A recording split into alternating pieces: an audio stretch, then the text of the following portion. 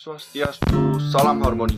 Perkenalkan, nama saya Ibu Dwi Widianayasa, NIM 1911011021 dari kelas BKA semester 4. Hari ini saya ingin mengerjakan UTS Mikrokonseling untuk memenuhi syarat-syarat mata kuliah mikrokonseling yang diempu oleh dosen Profesor Dr. Iketut Darsana MPD Kons dan asisten dosen Iwayan Eka Pramarta MPD.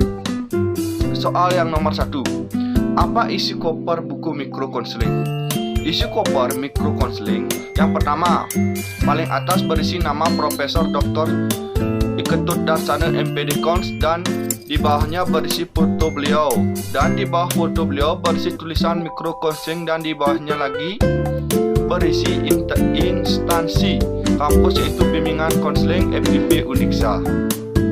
Soal nomor 2. Apa isi lembar ketiga buku Romawi 2 dan apa isi tulisannya? Berisi tulisan, ini yang disebut dengan puncak keterampilan skill dan ini pula yang disebut dengan konseling. Yang paling atas, style, personal and theory counseling skill integration. Kedua, skill, question and structuring the interview. Conference. Di bawahnya lagi influencing skill. Yang di bawahnya lagi berisi focusing. Yang di bawahnya lagi berisi reflection of meaning, reflection of feeling, encourage, courage, and summarization, open and close question and clean observation skill. Dan di bawahnya lagi berisi attending behavioral, dan di bawahnya lagi berisi multicultural from clean and culture counselor. Soal nomor 3. Apa isi halaman 1 bab 1? Bab 1 berisi tata cara penggunaan laboratorium konseling. Kepribadian Anda harus memperlihatkan kegunaan dan sikap persahabatan setiap waktu, senyum yang menyenangkan serta sikap-sikap lainnya yang bermanfaat. Anda akan belajar bagaimana tingkah laku Anda mempengaruhi seluruh kesan yang Anda ciptakan. Ingatlah bahwa faktor terpenting yang Anda cerminkan adalah ekspresi yang terampil pada wajah Anda. Kami percaya bahwa mahasiswa-mahasiswa yang mengikuti pendidikan Profesor Dr. Iketut Darsana MPD Kons merupakan contoh terbaik individu yang memiliki wawasan luas serta memiliki etika yang tinggi. Soal nomor 4. Apa isi halaman 2 dan 5? Halaman 2 dan 5 berisi berikut sifat-sifat pribadi yang harus dikembangkan seorang konselor, yaitu memahami sifat multicultural from clean and sifat dalam budaya dirinya. Nomor 2, mengembangkan sifat-sifat memperhatikan attending behavioral. Pribadi yang dikembangkan ini melalui sifat dan kemampuan seperti melakukan dan mengembangkan atau kontak mata atau menatap mata. 2, melakukan pengembangan sifat-sifat perhatikan budaya konseling yang boleh dan tidak boleh menjadi larangan dan yang menjadi norma etika konseling. 3, mengembangkan skill dan sifat dengan bahasa tubuh body language. 4, mengembangkan skill dan sifat yang bernada suara berkualitas vocal quality. Nomor 5, mengembangkan suara dan tekanan suara verbal tracking.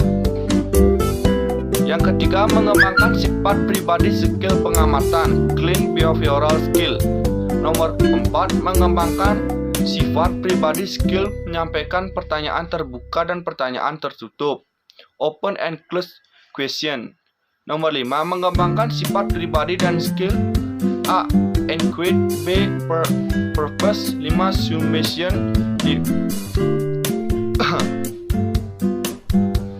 Nomor 6, mengembangkan sifat pribadi dan skill memantulkan perasaan. Nomor 7, mengembangkan sifat pribadi dan skill memantulkan makna, reflection of meaning. Nomor 8, mengembangkan sifat pribadi dan skill memperhatikan konseli, wawancara konseli yang berpusat masalah konseli.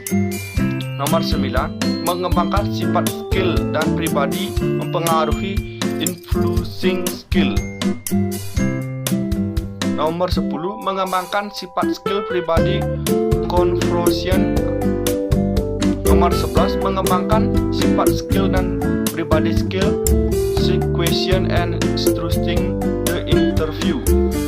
Nomor 12, mengembangkan sifat skill dan pribadi personal and theory counseling skill integration. Nomor 13, mengembangkan sifat skill and pribadi style and mengembangkan konselor memahami gaya pribadi dalam memakai teori konseling dalam proses konseling. Yang nomor 5 yaitu review buku mikro konseling dari halaman 5 sampai 225.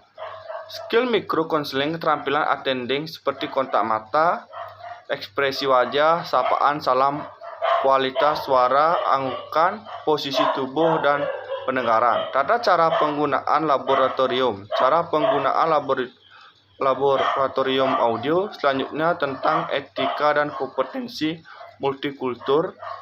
Dalam konseling terdapat alat bantu pengajaran. Adapun pembahasan tentang pengembangan kompetensi dalam wawancara, membangun gaya alami, memberikan bantuan pemahaman diri dan intelijensi emosional, memotivasi diri sendiri menggunakan kemampuan adalah. Dan selanjutnya konseling internasional, yaitu tantangan wawancara dan konseling internasional maupun psikoterapi. Adanya latihan kompetensi dan asesmen diri. Perilaku memberikan perhatian dasar dari kompetensi. Perilaku memberikan terdiri dari 4 dimensi sederhana namun kritikal, yaitu visual, vokal, verbal, tracking, dan body language. Serta adanya layanan bimbingan dan konseling berbasis video conference atau conference video. Kode etik media bimbingan konseling berbasis teknologi masyarakat, adanya attending behavioral, terjadinya client observation skill, dan adanya open and close question, adanya equivalent purpose dan summation. Selanjutnya tentang reflection of feeling, reflection of meaning, focusing client, dan terakhir tentang influencing skill. Sekian video yang bisa saya sampaikan. Saya tutup dengan Parama Santi. Om Santi Santi Santi.